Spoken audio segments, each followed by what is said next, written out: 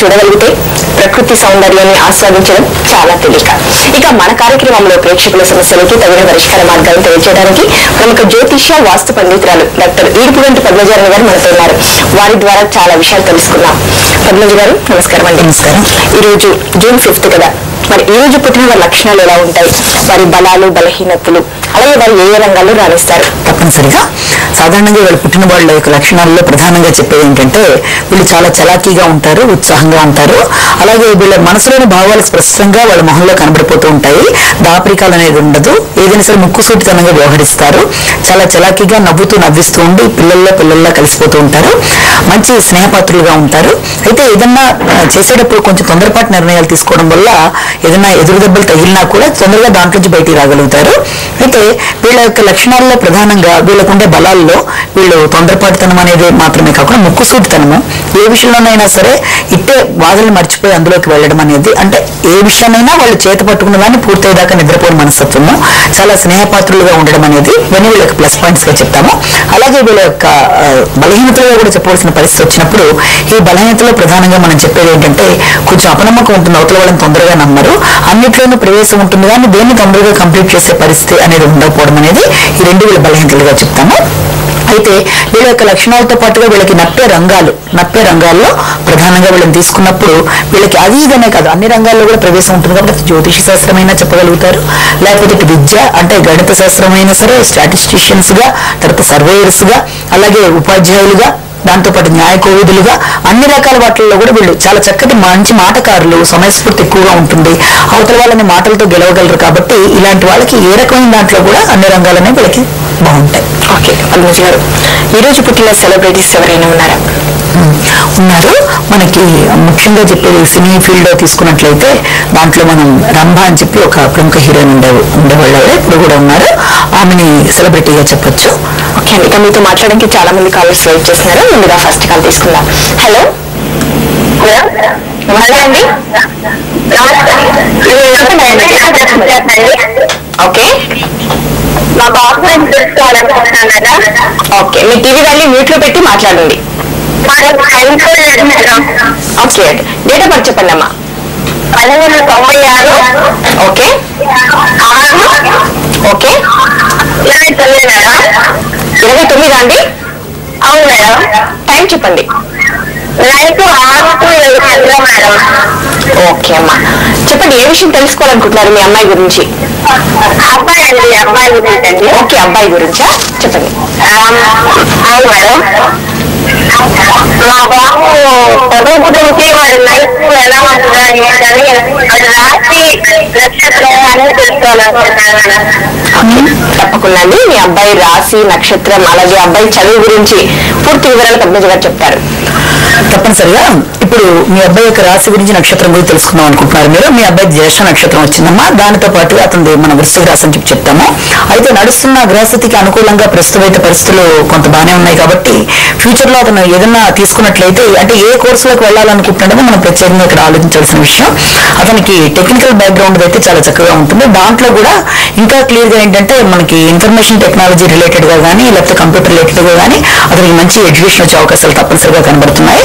దాంతో పాటుగా అతను ఏదన్నా దీంతోనే ఆపకుండా పీజీ రిలేటెడ్ గా కూడా ముందుకెళ్లే అవకాశాలు కూడా బలంగా ఉన్నాయి. కాబట్టి అతని ఎడ్యుకేషన్ నుంచి మీరు అంతగా భయపడక్కర్లేదు. కానీ ప్రస్తుతం నడుస్తున్న గ్రహస్థితికి అనుకూలంగా అయితే మనకి ఏం నడిచిన ఎప్పుడైతే ఉంటుందో ఎడ్యుకేషన్ సమయంలో కనుక అది వచ్చినప్పుడు విద్యార్థులకి విద్యాపరంగా కొంత ఆశించిన రిజల్ట్ రాకపోవడము, ఎంత కష్టపడ్డా కూడా ఫలితాలు కొంచెం తక్కువగా ఉంటాయి. కాబట్టి ఈ విషయాన్ని మీరు జ్ఞాపకం పెట్టుకుని ఇంకా అతని కృషి పెంచవలసిన అవసరం అయితే తప్పనిసరిగా ఉంది.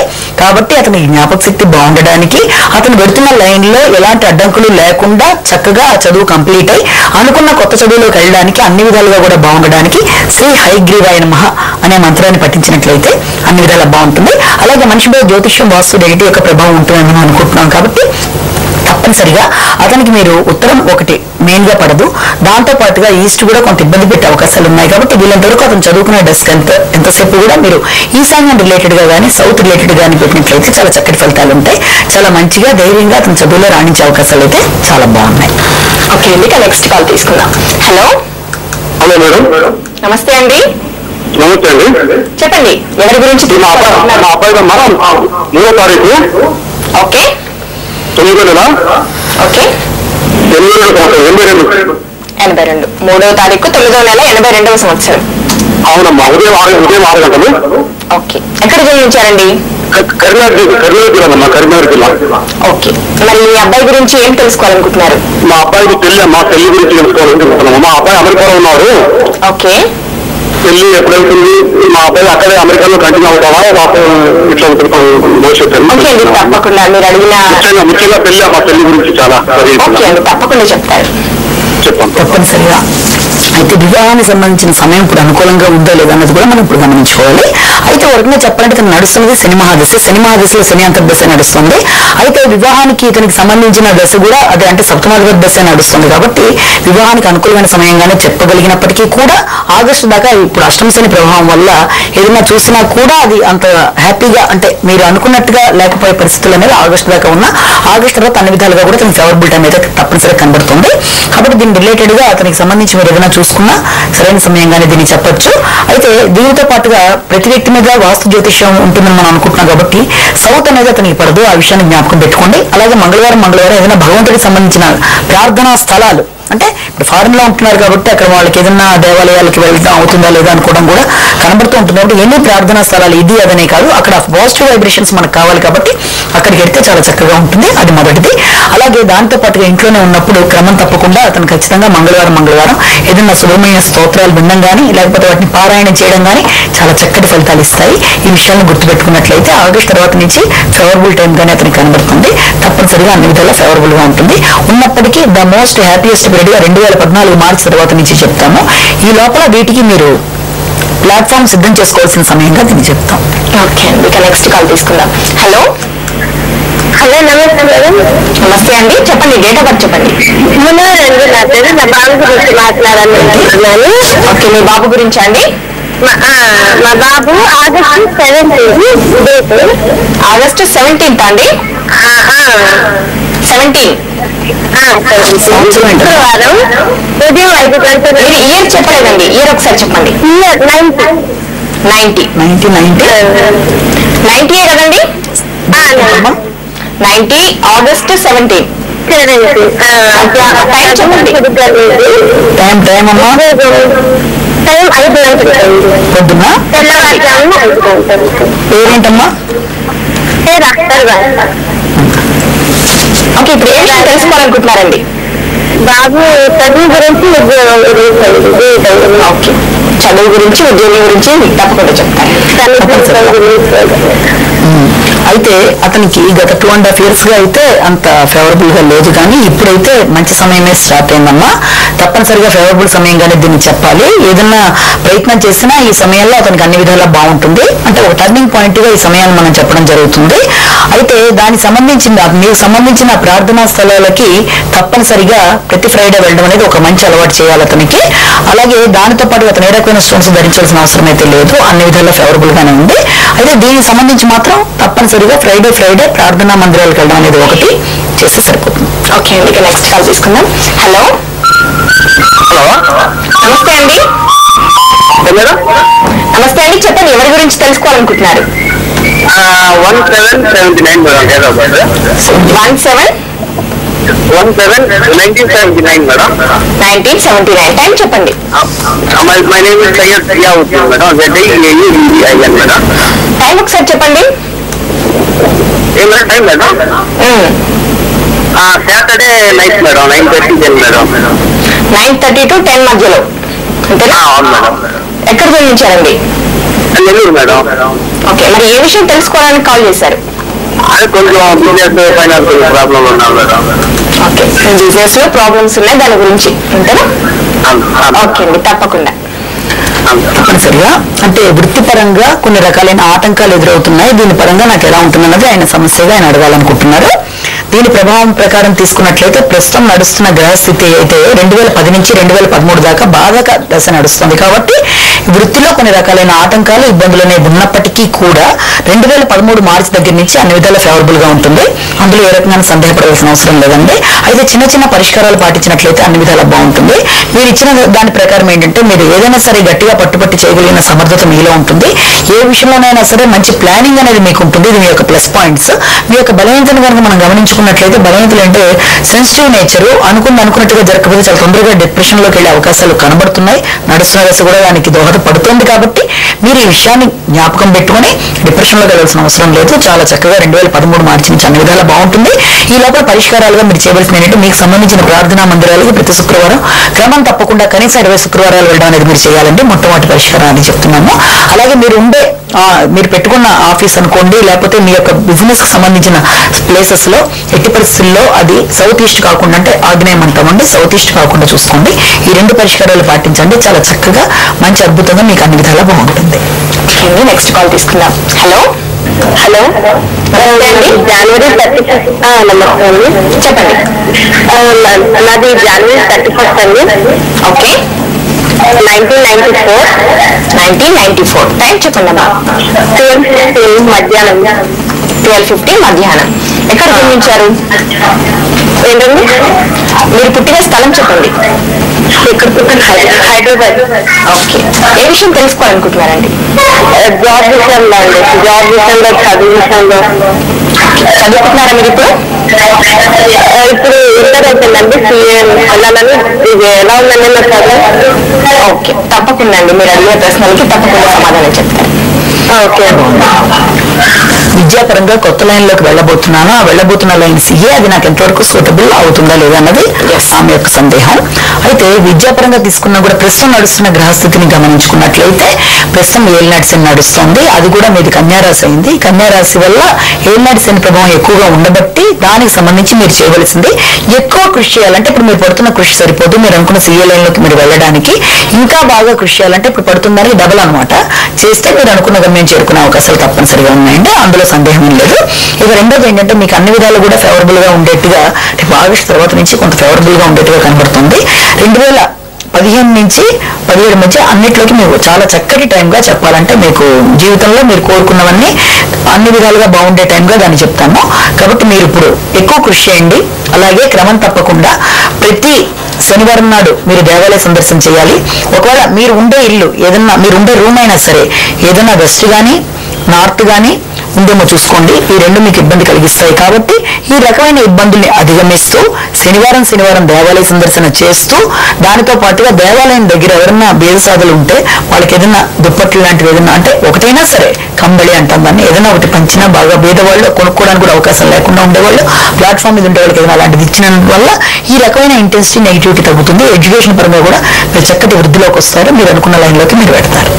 ఓకే అండి, ఇంకా మరికొంతమంది కాలర్స్ మాట్లాడేందుకు చిన్న బ్రేక్ తీసుకుందాం.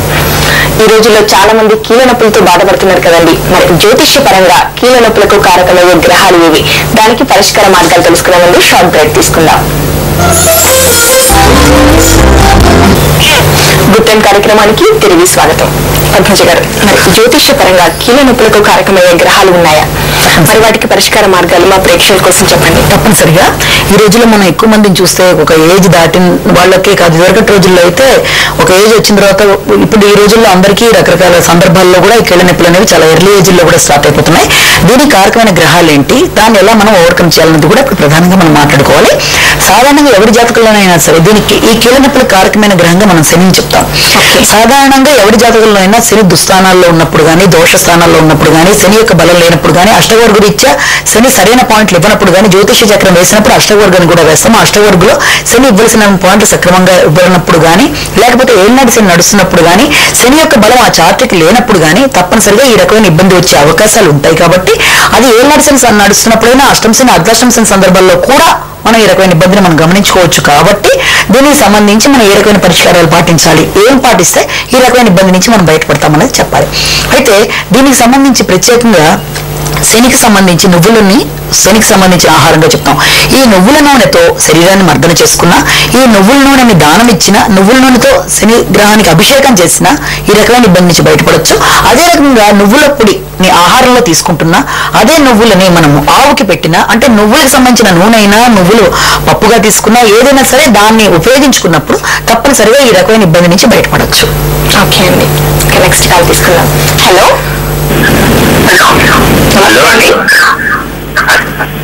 హలో నమస్తే అండి. నమస్తే అమ్మా. నాకు ఆయాసం ఎక్కువ వస్తుంది, నాకు ఆరోగ్యం సరిగా ఉండడం లేదు మేడం. ఓకే అండి, ఫస్ట్ మీ బర్త్ డీటెయిల్స్ చెప్పండి. 4th June 1950. 4th June 1950. శ్రవణ నక్షత్రం అండి. 4th June. 4th June. Time చెప్పండి అమ్మా. శ్రవణ నక్షత్రం అండి నాది. ఓకే, టైం టైం సాయంత్రం 5 గంటలకండి. సాయంత్రం 5 గంటలకి. ఎక్కడ జన్మించారు? కరీంనగర్ అండి. కరీంనగర్ లో. చెప్పండి మరి ఇప్పుడు ఆరోగ్య సమస్యల గురించి తెలుసుకోవాలనుకుంటున్నారా? అవునండి, నాకు ఇప్పుడు ఆయాసం బాగా వస్తుంది, ఎన్ని మందులు వాడినా ఏం తగ్గటం లేదు, అది దాని గురించి. ఓకే, తప్పకుండా అండి మీ ఆరోగ్య సమస్యలకి తగిన పరిష్కార మార్గం పద్మజ గారు చెప్తారు. తప్పనిసరిగా అండి. ఇప్పుడు ఆరోగ్యపరమైన ఇబ్బందితో నేను చాలా కాలం బట్టి మెడిసిన్స్ వాడుతున్నాను, అయినా కూడా దానికి సంబంధించి నాకు రిలీఫ్ లేదు అన్నారు. యాక్చువల్గా మీ జాతకానికి మీ శ్రవణ నక్షత్రం 2వ పాదం అయినప్పటికీ కూడా మీకు తులాలగ్నం అయిందండి. తులాలగ్నానికి యోగకారకుడు శని అయినప్పటికీ కూడా మీకు శని మహాదశ చాలా కాలంగా రన్ అవుతుంది. ఆ శని మీకు బాధక స్థానంలో ఉన్నప్పుడు ఆ బాధకుడు ఎప్పుడు కూడా మనకి ఇవ్వాల్సినంత పవర్ కన్నా, అంటే ఇవ్వాల్సిన ప్లస్ కన్నా కూడా మైనస్ ఎక్కువ ఇచ్చే అవకాశం ఉంది. దాని పరంగా మీరు ఆరోగ్యపరమైన ఇబ్బంది పడుతూ మెడికల్ గా అండర్గో అవుతూ దానికి రిలీఫ్ లేకుండా బాధపడడానికి కూడా అవకాశాలు ఇక్కడ కనబడుతున్నాయి. అయితే దీన్ని ఓవర్కమ్ చేయడం ఎలాగా అన్నది మనం ప్రధానంగా మనం ఇక్కడ చూసుకోవాలి. దానికి ఏంటంటే మీకు ఫస్ట్ పాయింట్ గుర్తుపెట్టుకోండి, మీ జాతకానికి ఈస్ట్ కానీ వెస్ట్ కానీ రెండు ఇబ్బంది పెట్టేవే మెయిన్ గా. దాంట్లో ఉన్నప్పుడు మీరు ఆ రూమ్ లో ఉన్నా కూడా ఆ రకమైన ఇబ్బంది మీరు ఉంటుంది. అంటే ఈస్ట్ లో కానీ వెస్ట్ లో కానీ మీకు ఎంట్రన్స్ ఉన్నా, ఎక్స్టెన్షన్ ఉన్నా, కట్ ఉన్నా, క్రాస్ ఉన్నా, వీస్తులు ఉన్నా, ఈ మాత్రమే కాకుండా కనీసం మీ రూమ్ డైరెక్షన్ అదైనా కూడా ఇబ్బందులు ఉంటాయి. కాబట్టి ఇవి కాకుండా మిగిలిన డైరెక్షన్ ఇంకా ఇది ఉన్నాయి. మనకంటే నైరుతి తీసేసినా కూడా మీకు ఉత్తరం ఉంది, ఇంకా కావాలంటే లేకపోతే దక్షిణం ఉంది, ఇవన్నీ ఉన్నాయి. కాబట్టి వీటి రిలేటెడ్ ఈశాన్యం, వీటి రిలేటెడ్ గా మీరు మీ యొక్క పడుకోవడం కానీ అన్ని చేంజ్ చేసుకుంటే మొదటిది బాగుంటుందండి. ఇక రెండోది ఏంటంటే క్రమం తప్పకుండా సూర్య నమస్కారాలు చేయాలి, ఆదిత్య హృదయ పారాయణ చేయాలి, ఆర్య స్తోత్రాన్ని పఠించాలి. అలాగే ఆదివారం క్రమం తప్పకుండా దేవాలయానికి వెళ్ళడం అనేది చాలా బెస్ట్ మెడిసిన్. సూర్యుడు మనకు ఆరోగ్యానికి కారకుడు, ఆరోగ్యం భాస్కరాది ఇచ్చేతని చెప్పి అంటారు. అందుకే సూర్యుడిని మీరు రెగ్యులర్ గా కనీసం ఒక 40 days క్రమం తప్పకుండా మీరు కనుక సూర్య నమస్కారాలు చేసి దాంతో పాటుగా సూర్యుడికి సంబంధించిన ఆదివారం నాడు మీరు కనీసం పాయసం, అంటే అది కూడా గోధుమ నూక, పంచదార లేకపోతే బెల్లము, వీటితో పాలు మాత్రమే కలిపి మీరు చిన్నది ప్రసాదంలో దేవుడికి చూపించి మీరు ఆహారంగా తీసుకున్నా చాలా తొందరగా మీకు ఈ రకమైన ఇబ్బంది నుంచి మీరు బయటపడతారు. అలాగే మీ చేతికి ఎట్టి పరిస్థితుల్లో కూడా మీరు పెట్టుకోకూడని స్టోన్ కూడా ఉంది. అదేంటంటే మీరు ఏమన్నా చంద్రుడికి సంబంధించి శ్రవణ నక్షత్రం కాబట్టి నేను ఇలాగా ముత్యం పెట్టుకుంటున్నాను, లేకపోతే ఇలా కెంపు అవసరమైందని పెట్టుకుంటున్నాను ఏమన్నా ఉంటే తీసేయండి, అవి కూడా మీకు పడవు. మీరు ఏ స్టోన్ పెట్టుకోవాల్సిన అవసరం లేదండి.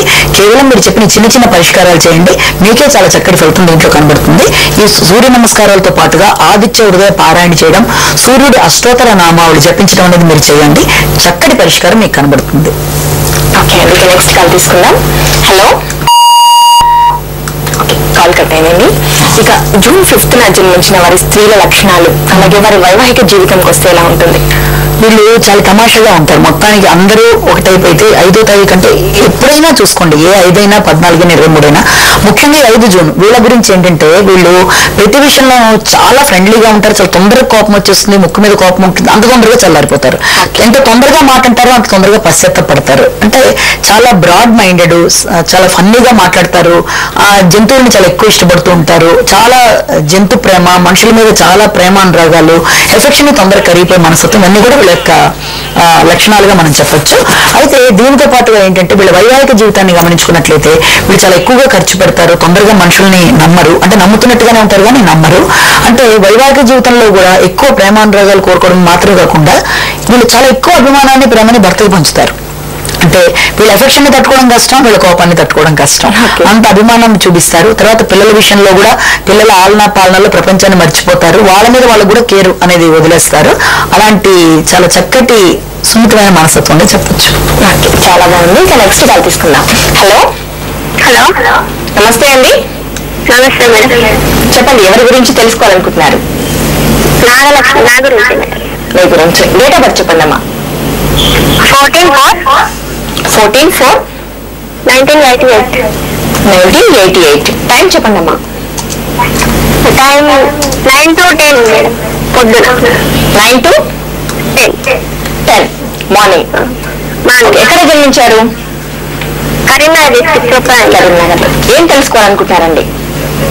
జాబ్ పీజీ అయిపోయింది madam. Okay. Job plus bank exams prepare అవుతున్నా. ఓకే అండి, తప్పకుండా అండి పద్మజ గారు చెప్తారు. చక్కగా ఉందమ్మా, జాతకం కూడా బాగుంది, మీకు సరైన లైనే తను ఎన్నుకుంటుంది. బ్యాంకు, ఎల్ఐసి లాంటివన్నీ ఈ జాతకానికి చాలా చక్కగా పడేది. ఎందుకంటే నడుస్తున్న దశ కూడా బుధ మహాదశ నడుస్తుంది. ఈ జాతకానికి బుధుడు యోగకారకుడు కూడా. తప్పనిసరిగా బుధుడు అంటేనే మనకి అకౌంట్స్, బ్యాంకు, తర్వాత స్టాటిస్టిక్స్, ఎల్ఐసి ఇవన్నీ చెప్తాము. దాని రిలేటెడ్ గా అదే బుధుడు మీకు ఫేవరబుల్ ప్లేస్ లోనే ఉన్నాడు, లాభంలో ఉన్నాడు. తప్పనిసరిగా మీకు ఫేవరబుల్ గానే ఉంది, వస్తుంది. అయితే దానికి సంబంధించి చిన్న చిన్న పరిష్కారాలు మీరు పాటిస్తే అన్ని విధాలా బాగుంటుంది. దాంట్లో మొట్టమొదటి ఏంటంటే మీరు ఉండే ఇల్లు ఎట్టి పరిస్థితుల్లో కూడా వెస్ట్ గానీ సౌత్ గానీ కాకుండా చూసుకోండి. మీరు ఉండే రూమ్ అయినా సరే నెంబర్ 1. దాంతో పాటు మీరు ఏ రకమైన రత్నాలు ధరించవలసిన అవసరం అయితే లేదు. వృత్తిపరంగా మీకు ఎదుగుదల కావాలి అంటే తప్పనిసరిగా మీరు ఈ బుధుడికి సంబంధించి ఏదైనా విష్ణు సహస్రనామాలు వినడం లాంటివి చేస్తే చాలా చక్కటి ఫలితం ఉంటుంది. అలాగే ఏదైనా గుడి దగ్గర ఎవరైనా లేని వాళ్ళు ఎవరైనా ఉన్నా కూడా పిల్లలు ఎవరికైనా చిన్న చిన్న పుస్తకాలు లాంటివి మీరు ఏదైనా పంచినట్లయినా చాలా బాగుంటుంది. ఈ విషయాలని గుర్తుపెట్టుకుని మీరు చేసినట్లయితే తప్పనిసరిగా ఫేవరబుల్ గా ఉంటుంది. ఓకే, ఇక నెక్స్ట్ కాల్ తీసుకుందాం. హలో హలో హలో నమస్తే అండి. నమస్తే అండి. చెప్పండి, మీ డేట్ ఆఫ్ బర్త్ చెప్పండి. 24/05/1984 అండి. 24/5/1984 1984 అండి. టైం చెప్పండి. మార్నింగ్ 9:42 అండి. 9:42 మార్నింగ్. ఎక్కడ జన్మించారండి? ఈస్ట్ గోదావరి. ఈస్ట్ గోదావరి. చెప్పండి, ఏ విషయం తెలుసుకోవడానికి కాల్ చేశారు? ఫ్యూచర్ ఎలా ఉంటుందని. ఫ్యూచర్ గురించి. బిజినెస్ అండి. బిజినెస్ చేస్తున్నారా మీరు? అవునండి, ఫైనాన్స్ చేస్తున్నాను. ఓకే, అది బాగుందా? బాగా ఉన్నా. నెక్స్ట్ ఫ్యూచర్ ఎలా ఉంటుందో తెలుసుకోవాలనుకుంటున్నారు అంతే. అవునండి. ఓకే అండి, తప్పకుండా. తప్పనిసరిగా ఫ్యూచర్ అంటే మొత్తం అసలు రాగుల భవిష్యత్తు అంతట్లో ఆయనకి ఎలా ఉంటుంది అన్నది కనుక చూసుకున్నట్లయితే తప్పనిసరిగా ఆయనకి ఇప్పుడు ప్రస్తుతం నడుస్తున్న దశ అయితే సూసోగానే ఉంది. అదంత గొప్పగా లేదు ఆ దశ. అది దాటిన తర్వాత అంటే ఇంచుమించుగా నవంబర్ దాటిన దగ్గర నుంచి ఫేవరబుల్ గా ఉంటుంది. దాని పరంగా ఆయనకి అన్ని విధాలా బాగుంటుంది. కానీ చిన్న చిన్న పరిష్కారాలు పాటిస్తే ఇంతకంటే బెటర్ గా ఉండడానికి అవకాశం ఉంది. అందులో మొట్టమొదటిగా ఏంటంటే మహాలక్ష్మి స్తోత్రాన్ని పఠించడం అనేది, అలాగే క్రమం తప్పకుండా 20 శుక్రవారాలు దేవాలయ సందర్శన చేయడం. ఏ దేవాలయమైనా పర్వాలా, అమ్మవారి దేవాలయం అయితే ఇంకా చాలా చక్కగా ఉంటుంది. ఇది రెండోది. ఇక మూడోది ఏంటంటే ఈస్ట్ లో సౌత్ ఈస్ట్ అనేది నీకు కొంచెం ఇబ్బంది కాబట్టి వీళ్ళంత వరకు సౌత్ ఈస్ట్ కాకుండా సౌత్ వెస్ట్ కాకుండా అంటే నైరుతి, ఆగ్నేయము ఇలాంటివి కొన్ని ఇబ్బందులు కలిగిస్తాయి. కాబట్టి మీరు కూర్చున్న డైరెక్షన్ వాటి వైపు తిరిగి చూడకుండా మంచిగా మీరు వీలైనంత వరకు వెస్ట్ అయినా నార్త్ అయినా ఇవన్నీ బాగుంటాయి. కాబట్టి ఆ రిలేటెడ్ గా మీరు అన్ని అరేంజ్ చేసుకున్నా చాలా చక్కటి ఫలితంగా చెప్పచ్చండి. ఓకే అండి, ఇక మరో కాల్ తీసుకుందాం. హలో హలో, నమస్తే మేడం. నమస్తే అండి, డేట్ ఆఫ్ బర్త్ చెప్పండి. మేడం 24 ఓకే, 4 24 4వ నెల 1988వ సంవత్సరం. ఓకే, టైం చెప్పండి. ఉదయం 5:30 గంటలకు మేడం. ఓకే, ఎక్కడ జన్మించారు? మల్యాల మేడం, కరీంనగర్ జిల్లా మల్యాల. ఓకే, దేని గురించి తెలుసుకోవడానికి కాల్ చేశారు? మేడం నా కొడుకు 2009లో బీటెక్ అయిపోయింది మేడం. ఓకే, జాబ్ ఎప్పుడు వస్తుంది ఏంటి అని. ఓకే, మీ అబ్బాయి జాతకం గురించి. ఓకే, మీ అబ్బాయి ఉద్యోగం గురించి తెలుసుకోవాలనుకుంటున్నారు, తప్పకుండా చెప్తాను. అవును మేడం. అంటే అతని యొక్క వృత్తిపరంగా ఆవిడ అడుగుతున్నారు ఈ ప్రశ్న. జాతక చక్రం చూసినట్లయితే అతను అవ్వడం కర్కాటక రాశి అయిందమ్మా. చాలా తెలివైన అబ్బాయి అవుతాడు. మంచి గ్రాస్పింగ్ పవర్ ఉంటుంది, మంచి ప్లస్ పాయింట్స్ అన్ని ఉన్నాయి జాతక పరంగా. అయితే ఇంకొక దీంట్లో బలహీనత ఏంటంటే చిన్న చిన్న వాటికి కొంచెం సున్నితమైన మనస్తత్వం కాబట్టి ఎక్కువ ఆలోచిస్తుంటాడు. ఏదన్నా జరగకపోతే దాని గురించి ఓవర్ థింకింగ్ అనేది ఉంటుంది. ఆ చిన్న లక్షణాన్ని మార్చుకుంటే అన్ని విధాలా బాగుంటుంది. అయితే వృత్తిపరంగా ఎదుగుదల కోసం అడిగితే ఈ సంవత్సరం మీరు ప్రయత్నించండి, మీకు అవకాశాలు బాగున్నాయి. అయినప్పటికీ కూడా 2013 దాదాపుగా మీకు 2013 అక్టోబర్ దాటిన దగ్గర నుంచి మంచి స్థిరత్వమైన జాబ్ వచ్చే అవకాశాలు ఉన్నాయి. ప్రస్తుత పరిస్థితుల్లో వచ్చినా కూడా దానికంటే బెటర్ జాబ్ వచ్చే అవకాశాలు అప్పుడు కనబడుతున్నాయి. అయితే ఇప్పుడు మీరు చిన్న చిన్న పరిష్కారాలు పాటించాలి. దానికి ఏంటంటే అర్ధసంస్థ ఎప్పుడైతే నడుస్తుందో మీకు కొన్ని రకాలైన ప్రతిబంధకాలు, ఇబ్బందులు ఎదురవుతాయి. అంటే వచ్చినా దాన్ని ఉపయోగించుకోలేని పరిస్థితి, లేకపోతే రావడంలోనే కొన్ని రకాలైన ఇబ్బందులు అవ్వడం అనేది ఇప్పటిదాకా మీరు ఫేస్ చేస్తారు. కాబట్టి అందులో చెప్పే పరిష్కారం మొట్టమొదటిగా అతను క్రమం తప్పకుండా ప్రతి శనివారం నాడు దేవాలయ సందర్శన, అది కూడా దుర్గాదేవి గుడికి వెళ్తే చాలా చక్కగా ఉంటుంది. ఒకవేళ దుర్గాదేవి గుడి అందుబాటులో లేదు అనుకుంటే నవగ్రహ సందర్శన అయినా చాలా చక్కగా ఉంటుంది ఈ విషయం. అలాగే అతను ఎట్టి పరిస్థితుల్లో కూడా వెస్ట్ అనేది అతనికి పడదమ్మా. వెస్ట్ ఒకటి, సౌత్ వెస్ట్ ఒకటి, అంటే నైరుతి అలాగే పడమర. ఇక్కడ ఏదైనా ఇబ్బందులు ఉన్నా లేకపోతే ఆ స్థానాలు మొత్తం స్క్వేర్ గా ఇల్లు ఉన్నప్పటికీ కూడా కొన్ని సందర్భాల్లో డోర్లు ఉండొచ్చు అక్కడ, అంటే అతను ఉండే రూమ్ కి డోర్ ఉండొచ్చు, లేకపోతే అతను అటువైపు తిరిగి అతని యొక్క ముఖ్యమైన కార్యక్రమాలు తెలిసి తెలియక చేసుకోవచ్చు. కాబట్టి వెస్ట్ ని, సౌత్ వెస్ట్ ని దాన్ని వదిలేసి అంటే నైరుతిని, పడమర అతనికి పడవు. కాబట్టి వీళ్ళంత వరకు ఈస్ట్ రిలేటెడ్ గా చూసుకోండి, చక్కటి పరిహారాలు అని చెప్పొచ్చు. తర్వాత దీంతో పాటుగా అతనికి అన్ని విధాలుగా కూడా మంచి సమయంగానే చెప్తున్నాను కాబట్టి శనికి సంబంధించి శనికి తైలాభిషేకము ఎప్పుడు కూడా మీరు శనివారం వచ్చినప్పుడు వీలైనన్ని సార్లు చేయించినట్లయితే ఇది చాలా బాగుంటుంది. అలాగే ఆవుకి నువ్వులతో చేసిన ఉండలు పెట్టినట్లయితే చాలా చక్కటి పరిష్కారం. ఇవి చేసిన మీద అతనుకున్న ఇబ్బందులు తొలగిపోయి అన్నిటినీ అధిగమించి చక్కటి వృత్తిలోకి వెళ్ళి అతను మనశ్శాంతిగా ఉండే అవకాశాలు ఉన్నాయి. ఓకే అండి, చివరి కాలర్తో మాట్లాడదాం. హలో హలో నమస్తే అండి. నా పేరు గణేష్ అండి. ఓకే, మీ డేట్ ఆఫ్ బర్త్ చెప్పండి. Okay 6 okay 1987. ఓకే 18/6/1985. గురువారం పగలు 12:50 నిమిషాలకు ఓకే అండి, ఎక్కడ జన్మించారు? కరీంనగర్ డిస్ట్రిక్ట్. ఓకే, దేని గురించి తెలుసుకోవడానికి కాల్ చేశారు?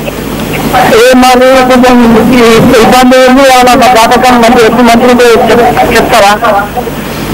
అసలు సమస్య ఏంటండి, క్లియర్గా చెప్పండి. ఇలా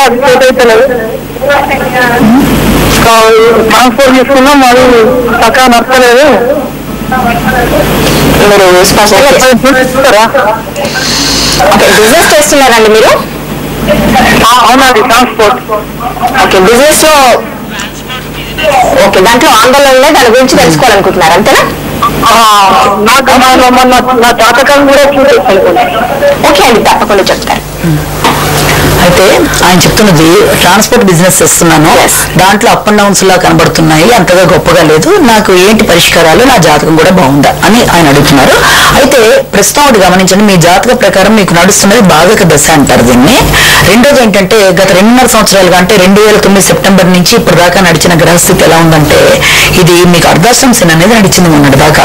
ఈ అర్ధాష్టమ శని ఒక పక్కన, ఈ జాతకంలో గురుబలం లేకపోవడం ఒక పక్కన, అదే సందర్భంలో గురుడు కూడా జాతకరీత్యా నీచలో ఉండడం ఒక పక్కన, ఇంకో రకంగా చూసినట్లయితే బాధక దశ నడవడం, ఇవన్నీ కూడా ఏం చేస్తాయంటే వ్యక్తిని ఎదుగుదలలో ఆటంకాలు కలిగిస్తాయి. ఏ వ్యక్తినా జాతక ప్రకారం ఫైనాన్షియల్ గా బాగుండాలన్నా, పిల్ల పాపలతో హ్యాపీగా ఉంటూ ఫైనాన్షియల్ గా బాగుంటూ వృత్తిపరంగా ఎదుగుదల ఉండాలన్నా, తీసుకున్న వృత్తిలో రాణించాలన్నా ఖచ్చితంగా వాళ్ళ గురుబలం అనేది ఖచ్చితంగా ఉండాలి. ఆ గురుబలం అనేది ఎవరికన్నా ఇబ్బందికరంగా ఉండి అది ఆశించినట్టుగా లేనప్పుడు అవి వాటిల్లో కూడా ఎదుగుదలలో లోపాలు కనబడతాయి. అంటే పడిన కష్టానికి ప్రతిఫలం లేకపోవడము, ఆశించినట్టుగా గ్రోత్ లేకపోవడము, ఇవి మీ దాంట్లో కనబడుతున్నాయి. కాబట్టి మీరు ఈ రకమైన ఇబ్బందులు పడుతూ వచ్చారు. ఇది ఒక పక్కన. ఇక రెండో పక్కన ఏంటంటే మీరు ఉండే ఇల్లు ఏదైనా ఈశాన్యం రిలేటెడ్ గా ఉందేమో చూసుకోండి. మీరు పెట్టిన బిజినెస్ అంటే ట్రాన్స్పోర్ట్ బిజినెస్ సంథింగ్ పెట్టారు, అదైనా సరే అది తీసుకున్న ఆఫీస్ ఏమైనా ఈశాన్యం రిలేటెడ్ గా ఉందా, ఈశాన్యంలో ఏమైనా దోషాలు ఉన్నాయా, ఈ విషయాన్ని కూడా గమనించుకోండి. కాబట్టి మీ చేతికి ఏమైనా ఆల్రెడీ పుష్యరాగం ఉందా, ఎందుకంటే పుష్యరాగం మీకు సరిపోదు. అలాగే ఈశాన్యంలో ఏమైనా మీరు పెట్టుకున్నారు మీరు చూసుకోండి, వీటిని సరి చేసుకోండి. అలాగే ప్రస్తుత పరిస్థితిలో ఒకసారి గురుడికి ఏమైనా జపం చేయించండి. అలాగే దత్తాత్రేయుడి గుడికి మీరు రెగ్యులర్ గా వెళుతూ ఉండండి. దత్తాత్రేయుడి గుడి దొరకలేదండి అనుకుంటే కనీసం సాయిబాబా గుడి కన్నా మీరు వెళ్ళినట్లయితే గురువారం క్రమం తప్పకుండా వెళ్ళినట్లయితే చాలా చక్కటి పరిహారంగా చెప్పొచ్చండి. ఈ చిన్న చిన్న పరిహారాలు పాటిస్తూ మీ చేతికి ఆల్రెడీ కనుక ఏమన్నా పుష్యరాగం లాంటివి ఉంటే అది తీసేయడం చాలా అవసరం. ఇవి చేసిన మీదట మీకు అన్ని విధాలా ఫేవరబుల్ గా ఉంటుంది, వృత్తిపరంగా అభివృద్ధి ఉంటుంది, తద్వారా మనశ్శాంతి గృహశాంతి అన్ని ఉంటాయి. కాబట్టి ఈ పరిష్కారాలు పాటించండి. ఓకే పద్మజ్ గారు, మా స్టూడియోకి వచ్చి మా ప్రేక్షకుల సమస్యలకి తగిన పరిష్కార మార్గాన్ని తెలియజేసినందుకు ధన్యవాదాలండి. చూశారు కదా, ఇది ఇవాళ గుడ్ టైం. ఇది రేపటి గుడ్ టైంలో మళ్ళీ కలుద్దాం. అంతవరకు సెలవు, నమస్తే.